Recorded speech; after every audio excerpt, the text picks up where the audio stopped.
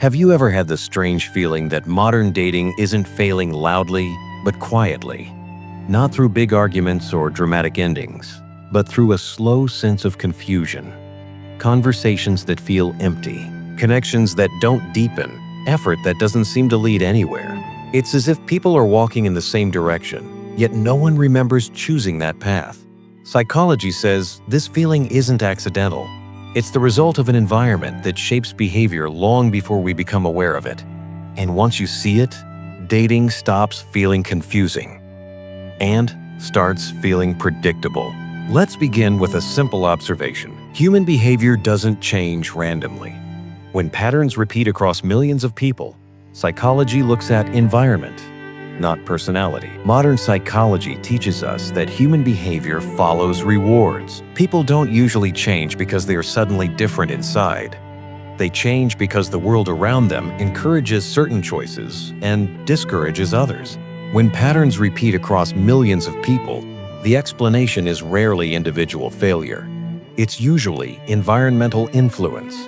Dating today feels different because the environment that shapes expectations, desires, and behavior has changed in subtle but powerful ways. One of the biggest psychological shifts of our time is how value is measured. Attention has become a form of currency. Visibility feels like validation. Comparison is constant. When the brain is repeatedly exposed to highlight reels, it begins to expect more while appreciating less. For many women, the message absorbed from culture is simple but heavy.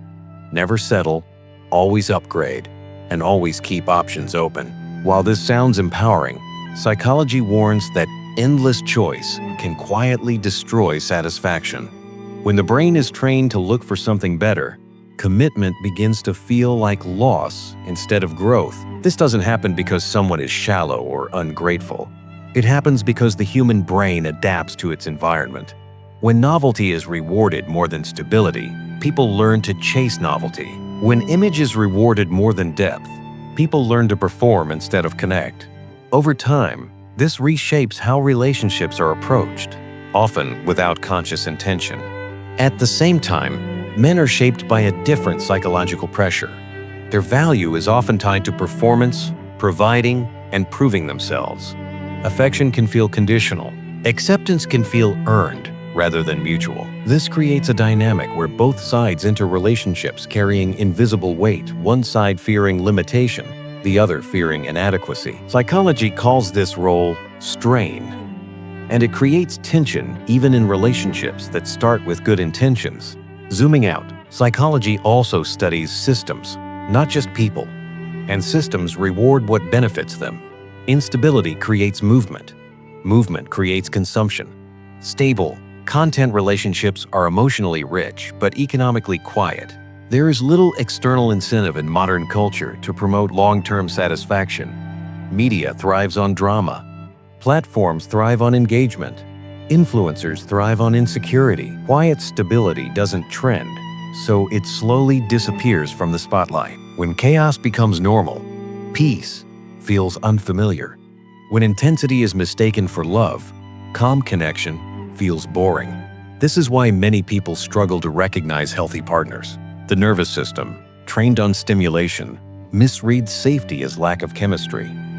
Psychology doesn't see this as failure. It sees it as conditioning. Another crucial factor is emotional self-awareness. People who don't understand their own attachment patterns often repeat unhealthy dynamics without realizing it. Fear of being alone, fear of choosing wrong, fear of missing out, these quietly drive behavior. Confidence can mask anxiety. High standards can hide fear. Distance can hide vulnerability. Without awareness, people act from fear while believing they are acting from strength. This leads to one of the biggest misunderstandings in modern dating. Many believe the problem is attitude. Psychology suggests the problem is unexamined scripts. Most people didn't consciously choose how they approach relationships. They absorbed it from parents, culture, media, and social platforms. And those scripts were never updated for today's reality. So people follow expectations that no longer work, and everyone ends up frustrated. Healthy relationships, according to psychology, require things culture rarely emphasizes: mutual investment, emotional regulation, responsibility, and realistic expectations.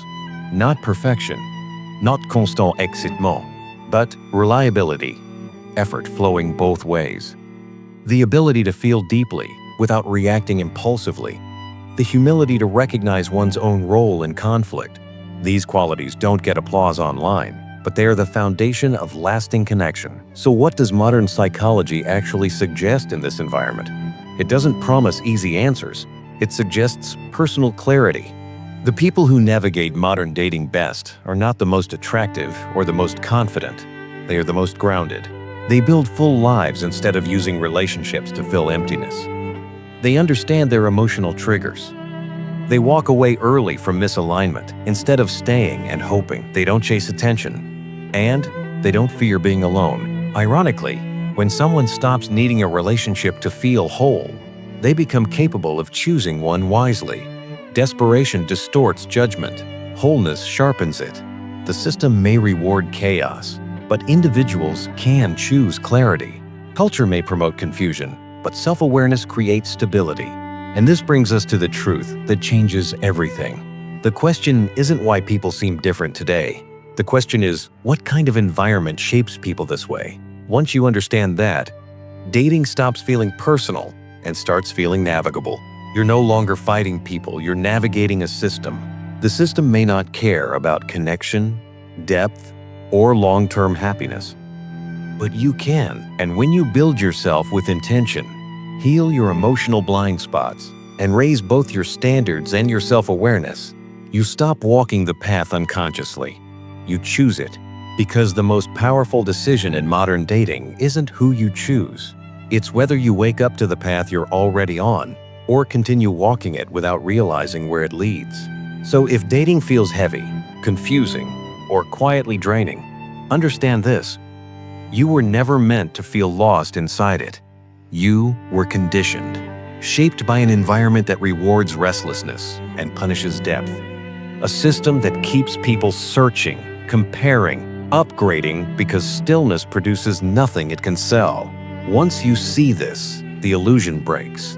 Rejection loses its sting. Loneliness stops feeling like failure. And the fear that kept you chasing begins to fade. The system will keep moving people forward without asking where they're going. It doesn't care if the path leads to connection or collapse, but awareness changes everything. Because the moment you stop walking unconsciously, the system loses its grip. The path doesn't disappear, but now you see it.